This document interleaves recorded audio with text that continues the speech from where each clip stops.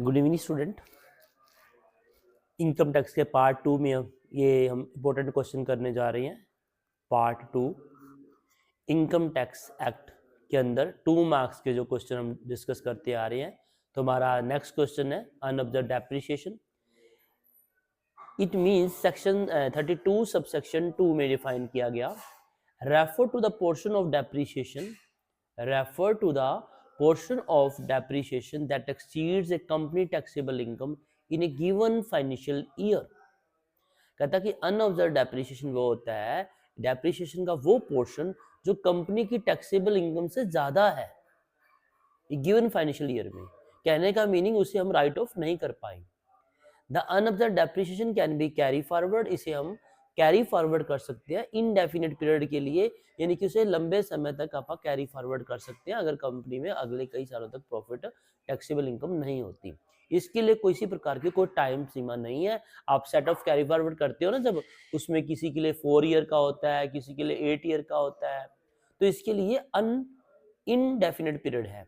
And set of against any income, किसी भी income से सेट ऑफ कर सकते हैं, सिर्फ सैलरी को छोड़ते हुए आने वाले किस सालों के अंदर किसी भी इनकम से आप सेट ऑफ कर सकेंगे और कैरी फॉरवर्ड इनडेफिनिट पीरियड है। तो unabsorbed depreciation treated as a part of current year depreciation, ये करंट ईयर डेप्रिसिएशन अलाउंस का एक पार्ट ही कंसीडर करते हैं in the following assessment year, allowing business से utilise it until fully absorbed. जब तक इसे आप फुल्ली ऑब्जर्व नहीं कर सकते, राइट ऑफ नहीं कर सकते, तब तक इसे बिजनेस में कंटिन्यू किया जाएगा, even if the original business has been discontinue. कहता कि जब यानी कि इवन ओरिजिनल बिजनेस डिसकंटिन्यू भी हो चुका है, तब भी पैसे कैरी फॉरवर्ड करते जा रहे हैं जब तक इसे राइट ऑफ नहीं किया गया। तो कहने का मीनिंग सेक्शन 32 सबसेक्शन 2 में डिफाइन किया गया एक ऐसा पोर्शन जो टैक्सेबल इनकम से ज्यादा है और इसे इंडेफिनिट पीरियड के लिए कैरी फॉरवर्ड कर सकते हैं और सेट ऑफ किसी भी इनकम से किया जा सकता है सैलरी को छोड़ते हुए। आपको पता है ना, हमारे लिए 5 सोर्स होते हैं इनकम के अंदर, आपको पता है, ठीक है ना।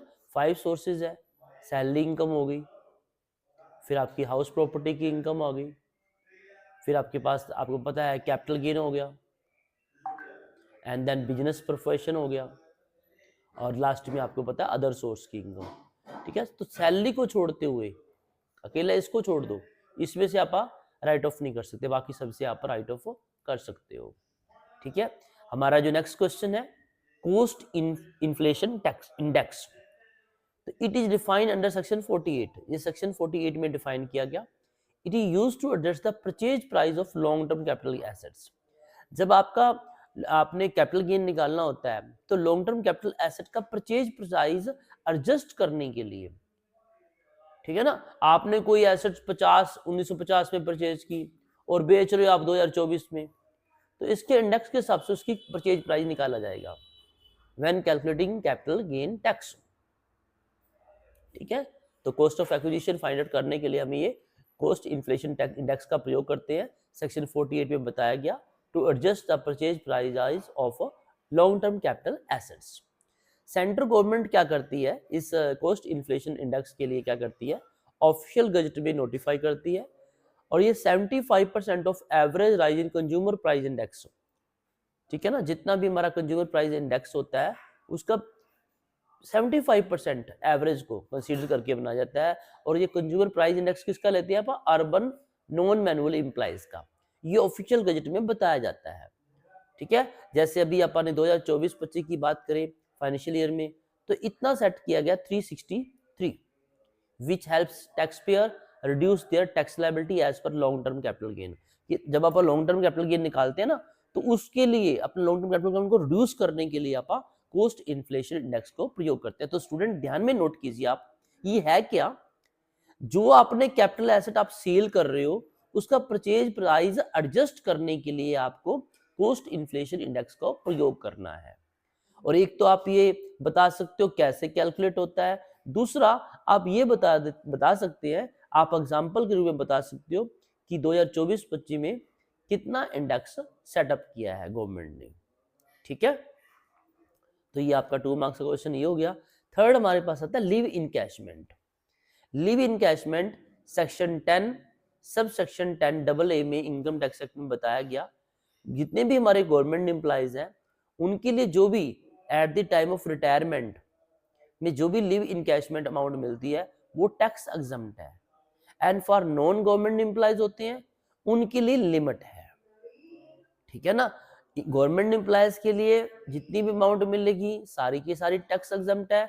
जो नॉन गवर्नमेंट एम्प्लॉयज है उनके लिए ये हमारे पास अमाउंट है कि जितनी आपको 25 लाख आपको मिली है, जितनी अमाउंट रिसीव की है, या 25 लाख एज पर दिस मिली है, 10 मंथ की average salary, unutilised leave calculate at 30 days per year of services. जितने आपने सर्विस की है उसके 30 डेज को आप कैलकुलेट कंसीडर करोगे, तो इनमें से जो भी आपके लिए जो कम होगा वो आप एग्जम्प्ट मानी जाएगी, ठीक है। बजट में 2023-24 में 25 लाख तक की मैक्सिमम लिमिट बनाएगी कि 25 लाख तक की आपको छूट रहेगी। तो स्टूडेंट ये मैक्सिमम लिमिट होती है, इससे ज्यादा नहीं हो सकता, चाहे लिस्ट लिखा हुआ है, ठीक है ना। जितनी अमाउंट मिली है आपको 25 लाख की, ये बजट आपकी वो बन गया, लिमिट बन गई। और 10th मंथ की जो एवरेज सैलरी है, जितने साल आपने कंप्लीट किए हैं, ठीक है ना, उसमें से कितने साल आपने जो अनयूटिलाइज लीव है 30 डेज के हिसाब से आप कंसीडर करोगे। और इसमें साफ तौर पे बताया गया कि जो भी लिव इनकैशमेंट है during employment is fully taxable. अगर आप एम्प्लॉयमेंट के दौरान लिव इनकैशमेंट लेते हो तो वो टैक्सेबल होती है, ये सिर्फ रिटायरमेंट के समय है, ठीक है ना। लेकिन रिटायरमेंट के समय जब आपको एम्प्लॉइज क्लेम कर सकता है, बहुत ही इंपॉर्टेंट सेक्शन है, आमतौर पे एम्प्लॉइज को भी ये चीज़ पता नहीं होती, जो हमारे चार्टर्ड अकाउंटेंट होते हैं, टैक्स एडवाइजर होते हैं, उनको पता होती है। सेक्शन 89 में वो टैक्स रिलीफ ले सकते हैं, ठीक है, सेक्शन 89 में, क्योंकि अब जब लिव इनकैशमेंट जिस ईयर से बनती थी उस समय तो उन्होंने ली नहीं, ठीक है ना। जब रिटायरमेंट के समय लेते हैं तो उसमें जो अमाउंट मिल रही होती है वो 89 के तहत वो रिलीफ ले सकते हैं। तो सेक्शन 10 सब सेक्शन 10A में बताया गया कि गवर्नमेंट एम्प्लॉयज के लिए टैक्स एग्जम्प्ट होती है जो रिटायरमेंट के समय लेती हैं, लेकिन फॉर नॉन गवर्नमेंट के लिए वो टैक्सेबल है। इसमें आपको बताना है कौन सी टैक्सेबल हो सकती है। और लिव इनकैशमेंट एक चीज़ बहुत इंपॉर्टेंट पॉइंट आ गया कि ड्यूरिंग द एम्प्लॉयमेंट लेते तो फुली टैक्सेबल होगी। इसके बाद हमारे पास क्वेश्चन आता है exempted income.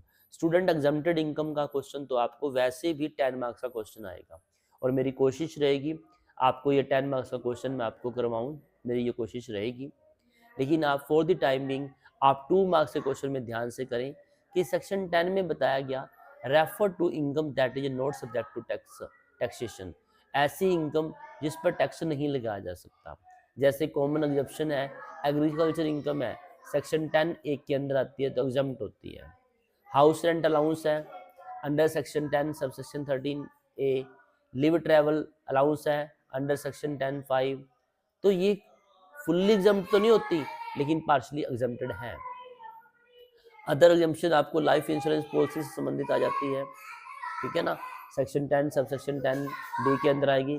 Interest on certain saving account आती है, वो यहाँ पर हो सकती है, या गवर्नमेंट एम्प्लॉयज को कुछ स्पेसिफिक अलाउंस होते हैं, वो भी एग्जम्प्टेड इनकम के अंदर आएगा। तो आपको सेक्शन 10 बताना है एक तो, ठीक है, और दूसरा आप ये बता सकते हो आपने जितना भी ये अमाउंट लिखो पॉइंट लिखोगे आपको सिर्फ रेलेवेंट अमाउंट पॉइंट बतानी है।